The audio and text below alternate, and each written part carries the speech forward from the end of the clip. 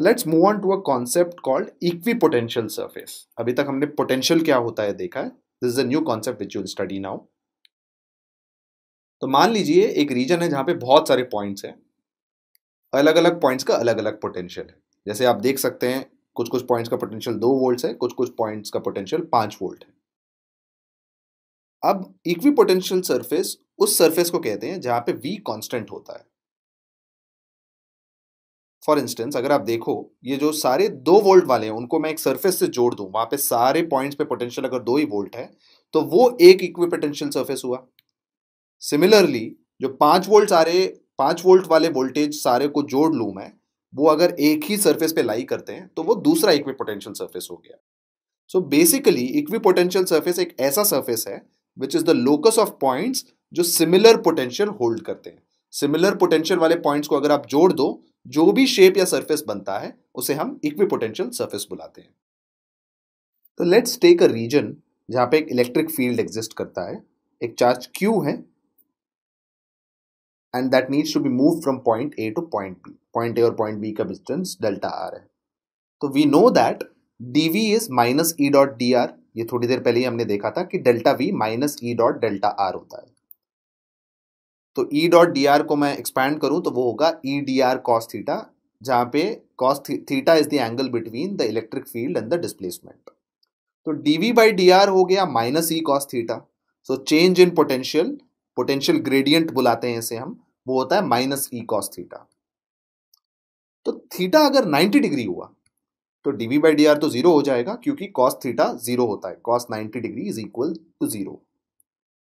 dV by dr अगर constant हो गया वो तभी हो सकता है अगर V कांस्टेंट है। इसका मतलब वो सारे पॉइंट्स जहां पे dV by dr जीरो है, that would basically imply V is constant, वो एक इक्विपोटेंशियल सरफेस डिनोट करेंगे। इसका मतलब ये है कि मैं ऐसे सारे पॉइंट्स लूं which basically make a 90 degree angle with the electric field. तो मैं इलेक्ट्रिक फील्ड के परपेंडिकुलर मूव करूं, वो इक्विपोटेंशियल सरफेस ही मुझे देंगे। तो यहाँ पे मैंने दो ऐसे सरफेस बनाए हैं। V1 पहले का पोटेंशियल होगा perpendicular to direction of the electric field, V2 दूसरे का होगा and V2 will be less than V1। ऐसा क्यों? क्योंकि इलेक्ट्रिक फील्ड के डायरेक्शन में हमेशा पोटेंशियल डिक्रीज करता है। इसका मतलब ये है कि V1 का पोटेंशियल ज्यादा होगा और V2 क्योंकि इलेक्ट्रिक फील्ड के डायरेक्शन में V2 will be less than V1। तो अगर मैं कंडक्टर लूं, हमने पढ़ा है कि कंडक्टर के इनसाइड E की वैल्यू जीरो होती है। इसका मतलब क्या है? V कांस्टेंट ही होना पड़ेगा। तो कंडक्टर के अंदर आप किसी भी शेप का सरफेस बनाओ वो इक्विपोटेंशियल ही होने वाला है। So this exploits the fact that conductor के अंदर हमेशा फील्ड जीरो होता है और पोटेंशियल कांस्टेंट होता है। So let's do a small concept test. एक चार्ज पार्टिकल जिसकी चार्ज 1.4 मिलीकूलम है, वो 0.4 मीटर मूव करती है along an इक्विपोटेंशियल सरफेस। तो एक इक्विपोटेंशियल सरफेस पे ही 0.4 मीटर मूव करती है। तो हमको work done by the field during this motion निकालना है। हम जानते हैं work done by the field would be minus Q delta we. अब इक्विपोटेंशियल सरफेस का डेफिनेशन ही होता है कि डेल्टा वी जीरो है। इसका मतलब यह है कि वर्क डन जीरो है। So this is a problem जिसमें कैलकुलेशन की ज्यादा जरूरत नहीं है। जैसे ही हम इक्विपोटेंशियल सरफेस के अलॉन्ग मूव करते हैं, इसका मतलब वर्क डन हमेशा जीरो होने वाला है। So this is the summary of the lesson that we have done so far. हमने पोटेंशियल एनर्जी के बारे में पढ़ा, उसका एक्सप्रेशन देखा टू चार्ज सिस्टम के लिए। हमने ये भी देखा कि इलेक्ट्रिक पोटेंशियल का फॉर्मूला क्या होता है और रिलेशन वर्क के साथ क्या होता है। One thing to remember is potential और पोटेंशियल एनर्जी दोनों स्केलर क्वांटिटीज होती है। देन वी सॉ किसी भी चार्ज या सिस्टम ऑफ चार्जेस की वजह से पोटेंशियल कैसे निकालते हैं, डाइपोल का पोटेंशियल देखा and finally we saw the relationship between potential and electric field.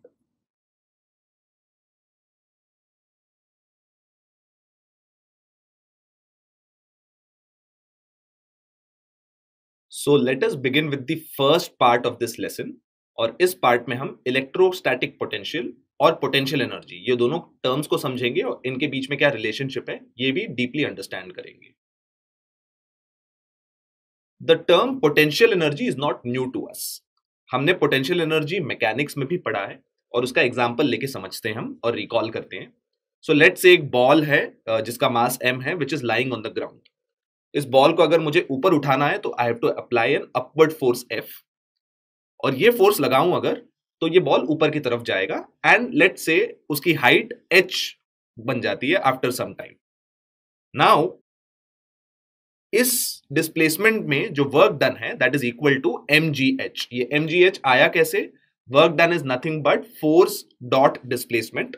यहाँ पे फोर्स F mg के बराबर होगा, बिकॉज अगर मुझे mg वेट की चीज को उठाना है तो मुझे ऑपोजिट डायरेक्शन में mg फोर्स लगाना पड़ेगा, और डिस्प्लेसमेंट तो h है और इन दोनों की डायरेक्शन सेम है, इसलिए the work done is mg dot h is mg into h into cos 0 which is mgh। अब ये जो वर्क डन है it is stored as potential energy in the system. इसका मतलब ये है कि अगर मैं mgh वर्क करूं, the value of potential energy which is denoted by u is equal to mgh। So I hope it is clear to you that work done he system में potential energy बन के store होता है। अभी इसी concept को हम electrostatics में एक्सटेंड करते हैं। लेट्स से हमारे पास दो चार्जेस हैं, Q1 which is a positive charge and Q2 which is a positive charge। इन दोनों को मैं एक स्ट्रिंग से टाई करता हूं। Let's say the distance between both Q1 and Q2 is R, which means that the length of the string is also R। अब होगा क्या? इलेक्ट्रोस्टैटिक्स में हमने पढ़ा है अगर दो लाइक चार्जेस हैं वो एक दूसरे को रिपेल करेंगी। इसका मतलब ये है कि both these positive charges will try to move away from each other, क्योंकि उनके बीच में एक रिपल्सिव इलेक्ट्रोस्टैटिक फोर्स है। और क्योंकि स्ट्रिंग बीच में दोनों को बांध रहा है, इसका मतलब यह है कि इस रिपल्सिव फोर्स की वजह से उस स्ट्रिंग में एक टेंशन आएगा। Now what we'll do is we will cut the string. अब टेंशन वाली स्ट्रिंग को कट करने से क्या होगा? So when we cut it from the middle, obviously the charges repulsive force फिर भी एक्सपीरियंस करेंगे and they will try moving away from each other, और वो इंफिनिटी तक दूर जाते रहेंगे, क्योंकि no matter how much the distance between them is, उनमें हमेशा रिपल्सिव फोर्स होगा। अब जब दोनों चार्ज इंफिनिटी पे पहुंच गए, उनको अगर मुझे वापस लाना है, इसका मतलब क्या है कि मुझे फोर्स लगाना पड़ेगा उनको वापस लाने के लिए, क्योंकि नेचुरली तो they will not come together, they will move away from each other. तो अगर मैं फोर्स लाऊं तो वो पास आ जाएंगे, and let's say I have to bring them together at a distance r। The key thing to remember is, अगर दोनों positive charges है उनको साथ में लाने में, पास लाने में at a distance r, we have to apply some force, और उसके बाद ही हम उसको स्ट्रिंग से बांध के रोक सकते हैं, otherwise they will continue being repelled and move away from each other. ये जो वर्क डन है to bring both the charges together is stored as potential energy. So mechanics के केस में हम जब वर्क करते हैं उसको उठाने के लिए वो पोटेंशियल एनर्जी बन के स्टोर हो जाता है, एंड इन इलेक्ट्रोस्टैटिक्स जो चार्जेस खुद से दूर जा रहे थे एक दूसरे से, उनको पास लाने में जो हमको वर्क डन करना पड़ता है, that is stored as potential energy. So with that background in mind हम इलेक्ट्रोस्टैटिक पोटेंशियल एनर्जी को और अच्छी तरह समझते हैं। तो सबसे पहले we have to know what is the work done by an external force जब इलेक्ट्रोस्टैटिक्स इन्वॉल्वड है। So let's take a charge plus Q1, positive charge Q1 which is at point O, और इससे R1 डिस्टेंस दूर पे हम एक और positive charge Q2 लेते हैं, राइट? अब क्लियरली क्योंकि ये दोनों पॉजिटिव चार्ज हैं, there will be a repulsive force Fe जो Q2 को Q1 से दूर ले जाएगा, because like charges repel each other। तो अगर मुझे Q2 को Q1 के पास लाना है, क्योंकि नेचुरली तो वो दोनों एक दूसरे से दूर जा रहे हैं, मुझे ऑपोजिट डायरेक्शन में एक F एक्सटर्नल फोर्स लगाना पड़ेगा so that Q2 comes closer to Q1। तो ये फोर्स मैंने जब लगाया तो it will come closer to Q1। Let's say मैं R1 डिस्टेंस से उसे R2 डिस्टेंस तक ले आता हूं। अब R1 से लेकर R2 में जो वर्क डन है by the external force W external, उसको डिफाइन करते हैं as integral F external dot dr from R1 to R2। ये हमने मैकेनिक्स में वर्क डन का डेफिनेशन देखा था। वर्क डन होता है integral F dot dr from the initial point to the final point. अब F external has to be minus of Fe, क्योंकि अगर Fe से रिपेल हो रहा है, उसको दूसरे डायरेक्शन में मूव करना है, मुझे ऑपोजिट फोर्स लगाना पड़ेगा सेम मैग्नीट्यूड का बट ऑपोजिट डायरेक्शन में। तो इसका मतलब यह है कि W external is integral R1 to R2। अब F external is minus Fe और Fe तो कूलम्स लॉ से हम जानते हैं is nothing but Q1 Q2 by 4 pi epsilon naught R square. इसका मतलब W external is nothing but integral R1 to R2 minus Q1 Q2 by 4 pi epsilon naught R square dr।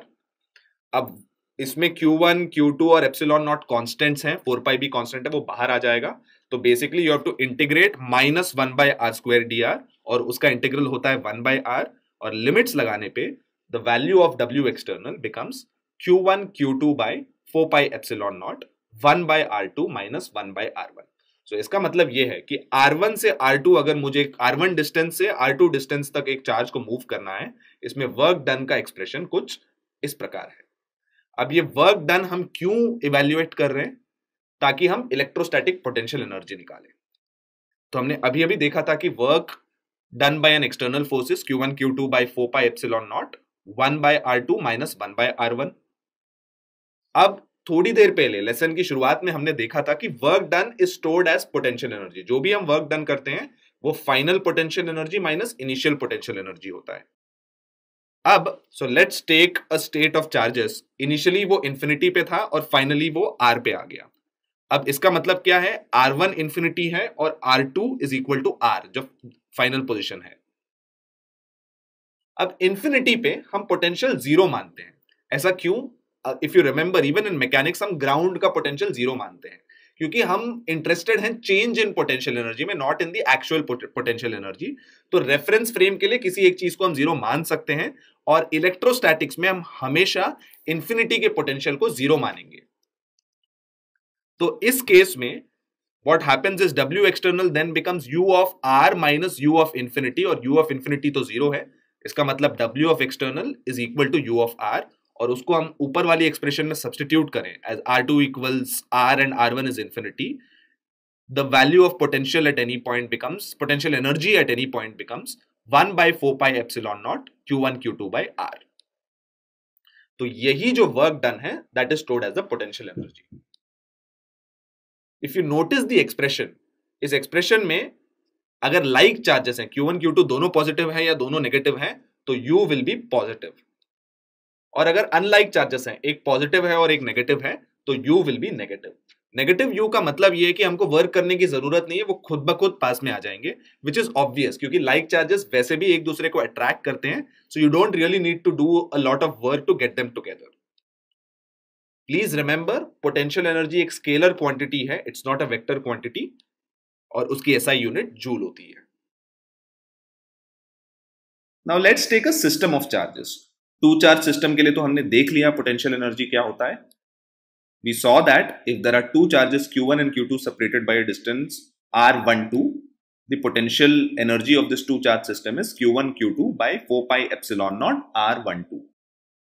अब मैं अगर एक तीसरा चार्ज ले आ जाऊं जो इन दोनों चार्जेस से R23 and R13 डिस्टेंस पे सिचुएटेड है, तो what does the potential energy of the whole system become? So because potential energy is a scalar quantity, right, because energy work सारे स्केलर क्वांटिटीज हैं, तो पोटेंशियल एनर्जी को individually add किया जा सकता है। Scalars can be added and hence the total potential energy U is U12 plus U13 plus U23। U12 क्या होगा? Q1 Q2 by 4 pi epsilon naught R12। U13 क्या होगा?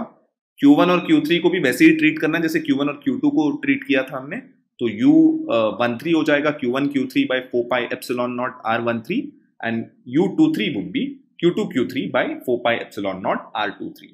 Hence थ्री चार्ज सिस्टम के लिए हम क्या करेंगे? पेयर्स लेंगे और हर पेयर का पोटेंशियल एनर्जी निकालेंगे टू चार्ज सिस्टम के फॉर्मूले से, और सारे ऐसे पेयर्स का पोटेंशियल एनर्जी हम ऐड कर देंगे because potential energy is a scalar quantity. अगर फोर चार्ज सिस्टम हो जाए, again you have to do the same thing, अब और थोड़े पेयर्स बन जाएंगे, इस केस में 6 पेयर्स बनेंगे and hence the total potential energy will be the sum of the individual potential energy of each of these sets of pairs, और वो एक्सप्रेशन कुछ ऐसा बड़ा दिखेगा। Again you can do this because potential energy is a scalar quantity. तो now let's solve a problem based on this concept. So very simple problem. यहां पे आपको दो पॉजिटिव चार्जेस दिए गए हैं 3 इंटू 10⁻⁸ कूलम एक चार्ज है और दूसरा चार्ज है 2 इंटू 10⁻⁸ कूलम। ये दोनों एक दूसरे से 15 सेंटीमीटर्स दूर हैं। तो इस 2 चार्ज सिस्टम का आपको पोटेंशियल एनर्जी निकालना है। तो very straight forward application. You दो चार्ज के सिस्टम के लिए होता है 1/4πε0 Q1 Q2/r²। Q1 की वैल्यू दी गई है आपको, Q2 की वैल्यू भी दी गई है और R 15 सेंटीमीटर्स है। बस एक चीज ध्यान देने लायक है कि इसको सेंटीमीटर्स को आपको मीटर्स में कन्वर्ट करना पड़ेगा, तभी आपको SI यूनिट्स में आंसर मिलेगा। सो R becomes 0.15 meters और 1/4πε0 you know is 9 into 10⁹ SI units, newton metre square पर कूलम स्क्वायर। तो U की वैल्यू सब्स्टिट्यूट करके आपको मिल जाएगी 3.6 into 10⁻⁻5 joules। Let's do one more problem। इस बार आपको 4 चार्ज दिए गए। Q1 is 1 मिलीकूलम, Q2 is 2 मिलीकूलम, Q3 is -3 मिलीकूलम, Q4 is 4 मिलीकूलम।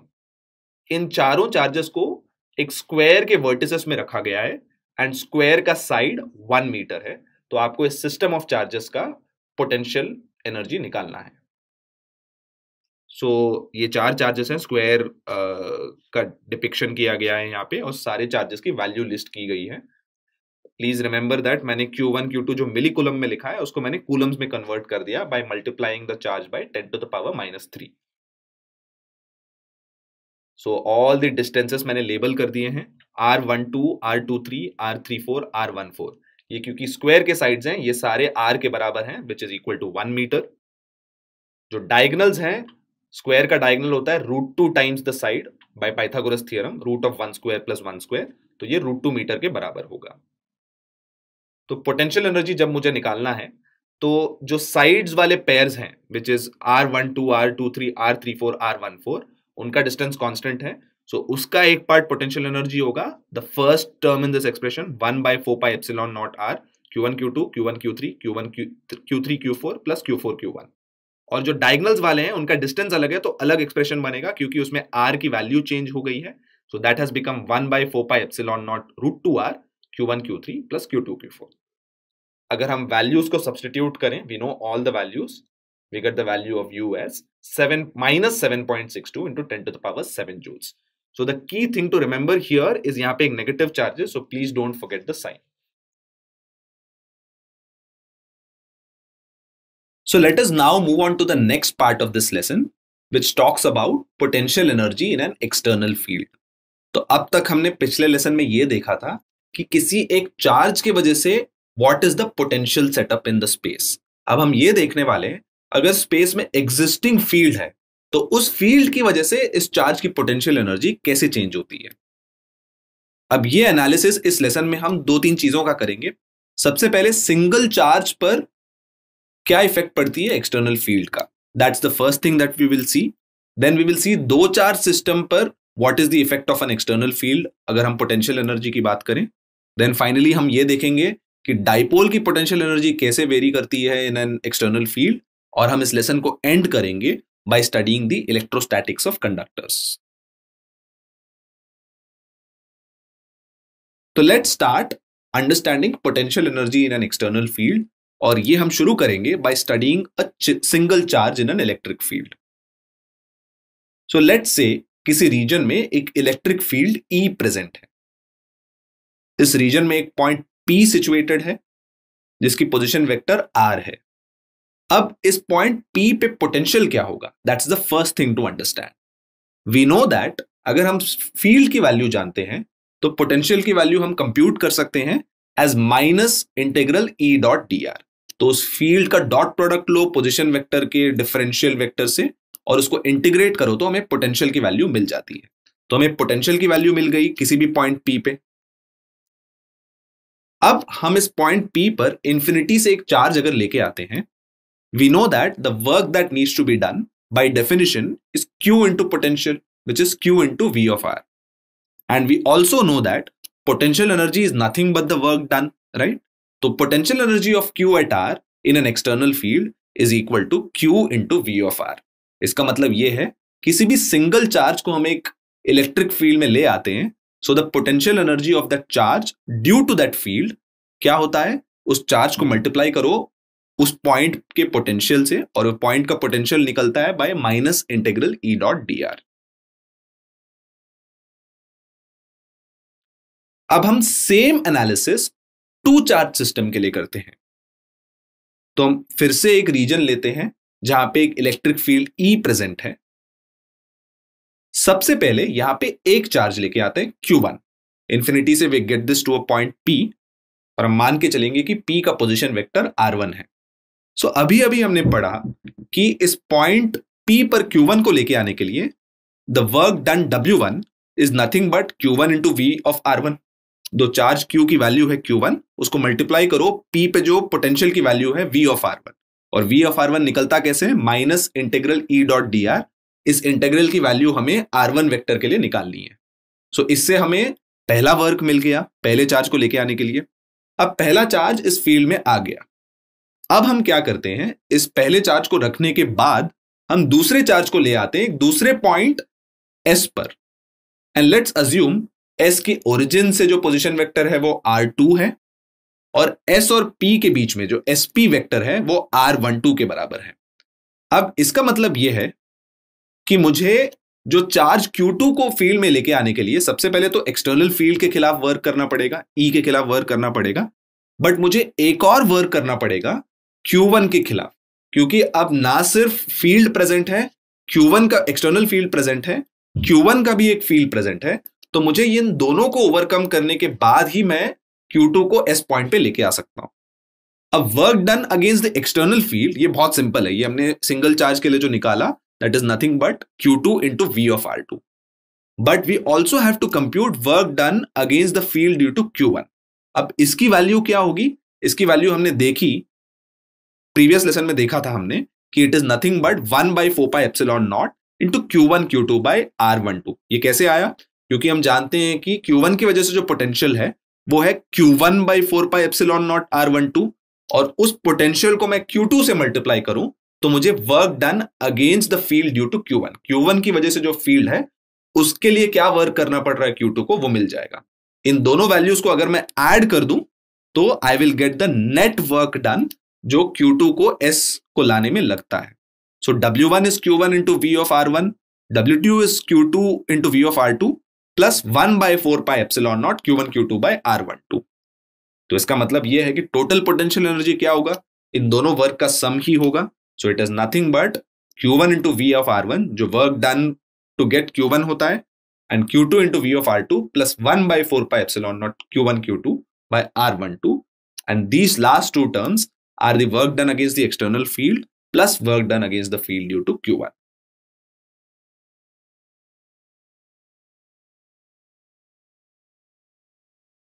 तो इस सवाल में आपको एक टू चार्ज सिस्टम दिया गया है, one charge of magnitude 7 microcoulomb and the second charge of magnitude -2 microcoulomb.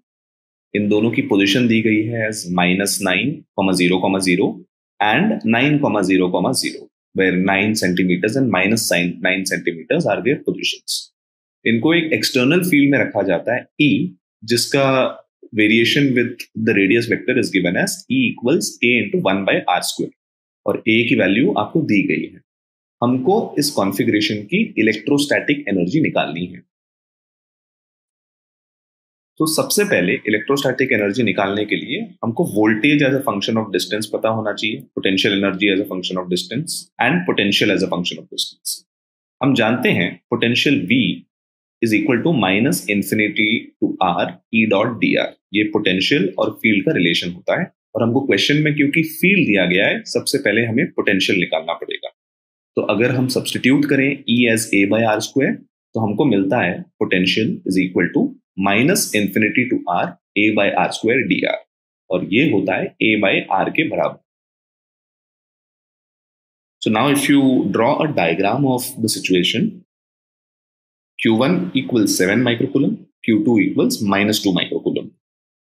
तो टोटल इलेक्ट्रोस्टैटिक एनर्जी हमने पढ़ा है is equal to Q1 into V of R1 plus Q2 into V of R2 plus 1/4πε0 Q1 Q2 by R12. So Q1 का electrostatic energy पहला term है, दूसरा term Q2 की electrostatic energy है, और तीसरा term electrostatic energy of Q2 due to Q1 है. So now we know all terms, और हम अगर वैल्यू को सब्स्टिट्यूट करें, Q1 की वैल्यू V ऑफ R1 की वैल्यू, Q2 की वैल्यू V ऑफ R2 की वैल्यू, एंड Q3 की वैल्यू और V ऑफ R3 की value, Q1 Q2 by R12 की value, then we can find the answer of the potential energy or the electrostatic energy of the configuration. So if you go ahead and substitute this, the electrostatic energy turns out to be 70 plus minus 20 plus minus 0.7 joules, which is nothing but 49.3 joules.